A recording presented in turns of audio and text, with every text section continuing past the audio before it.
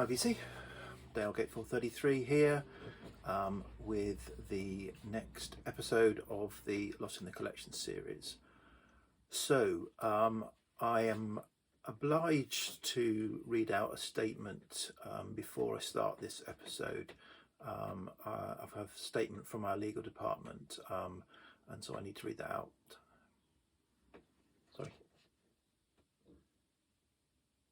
Okay, all right, I'll change it, sorry. We can edit it.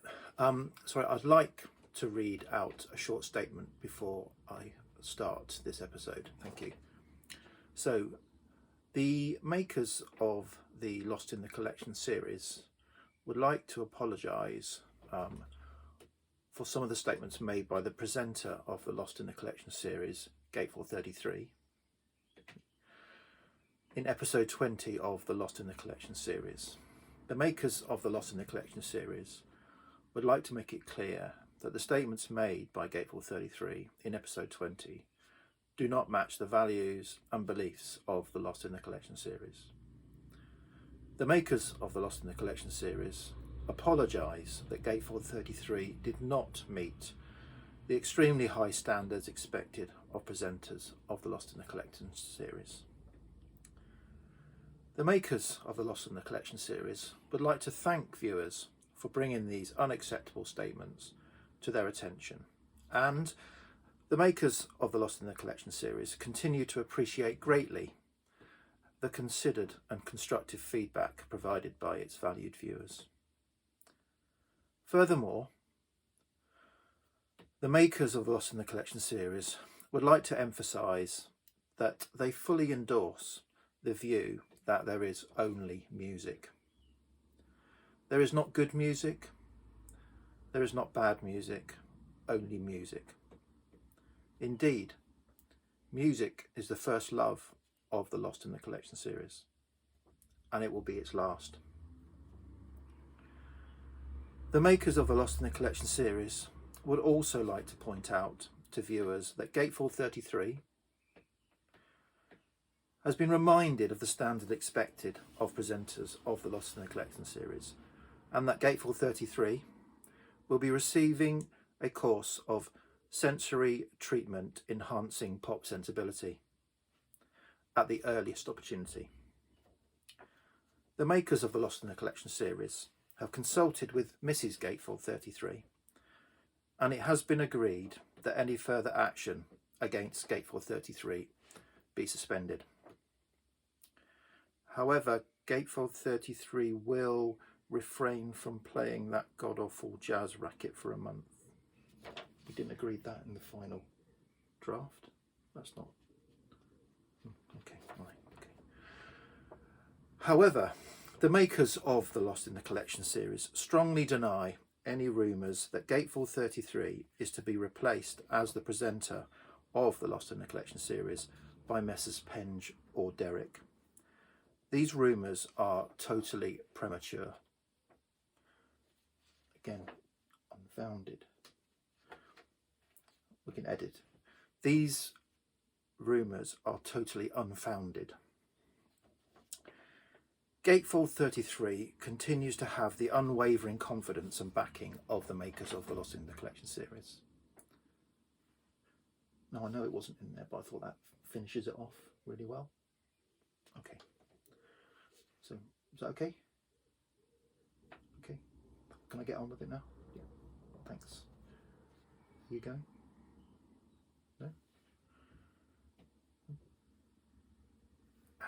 Attitudinal belief behaviour assessment. Is that even a thing? Okay. Anyway. On with the show. We can edit all this. Together. So welcome back, everyone. This is episode 21 of the Lost in the Collection series, where I listen to 5 records that I haven't listened to for at least 5 years, and give my honest opinions, apparently.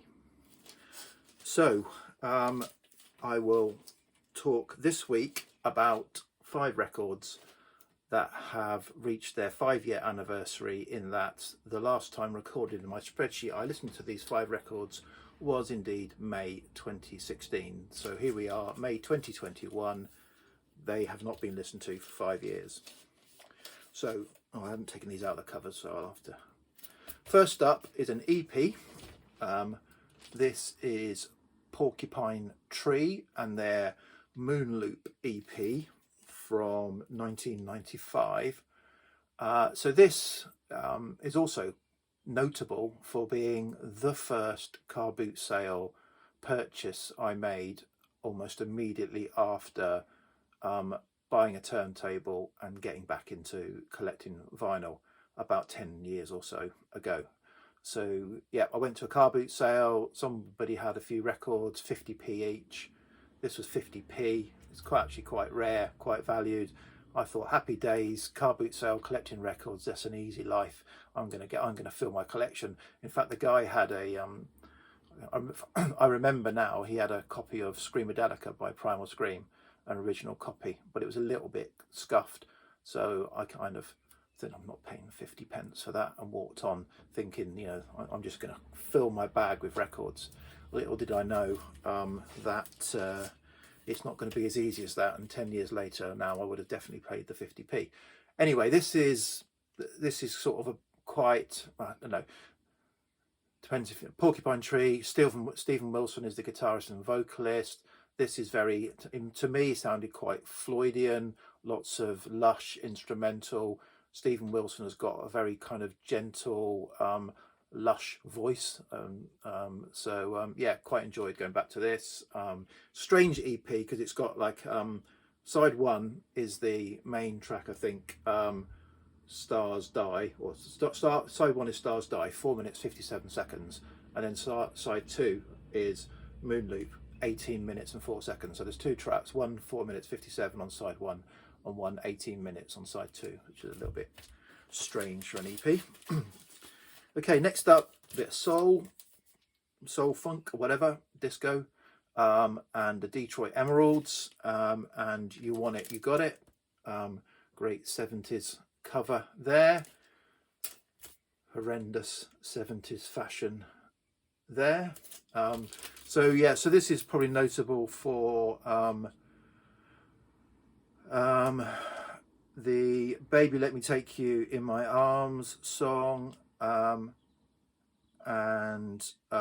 Feel the Need in Me song. There's 2 versions of those kind of quite famous songs on this. Yeah, it's a really good album. Good to go back to it. Woo.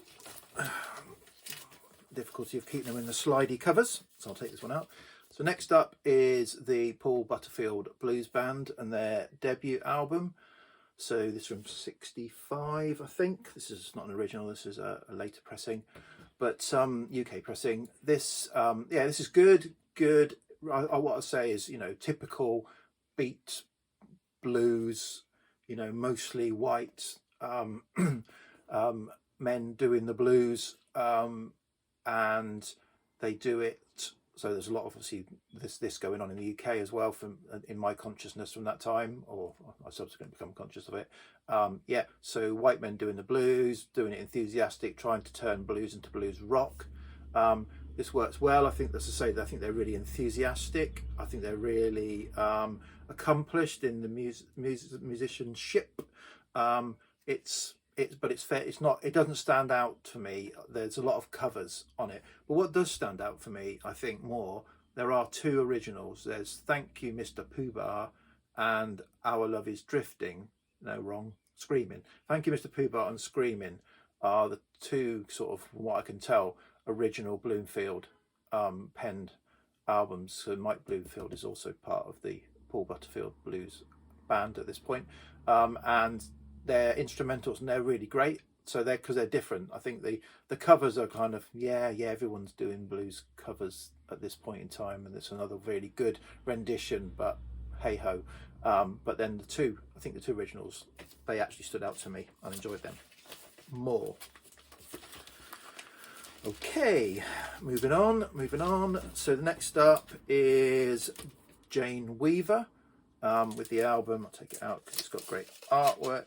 on it with the album Silver Globe.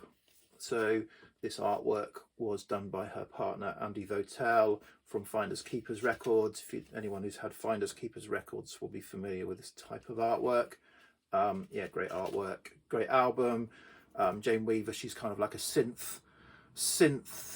eminent synth musician with a vocalist. She has kind of ethereal vocals to go along with her kind of spacey synths. I know Rob Walker is a fan, has seen her live. I've not seen her live.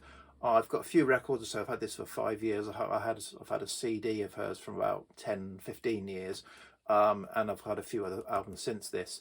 I'm not fully into her sound. I think when she's doing sort of mid-range, mid-pitch ethereal vocals along with her synths, I really get in with that. Sometimes she goes really high, and it's yeah, that kind of, I like that less. But overall, I enjoy this album going back to it more than I remember enjoying it when I first or last played it. And then finally is a very beat up copy of Desmond Decker, You Can Get It If You Really Want. This is a Trojan, as you can see, mono press, quite beat up. Yeah, this is so pop reggae. This is I can't work out, you know, looking at the catalogue, the difference between what's a Desmond Decker album, what's a Desmond Decker and the Aces album, and what's the difference. If I'm honest, I'm not that deep into reggae. So this album is good. Luckily the vinyl's in better condition than the cover. Yeah, and obviously the song You Can Get It If You Really Want, I like Desmond Decker's rendition of it compared to Jimmy Cliff's. I think, you know, I like them both. I just like to have, you know, I'm happy to have both. I think they're subtly different. So yeah, there's slightly more of a pop lilt to Desmond Decker's voice, if that's right.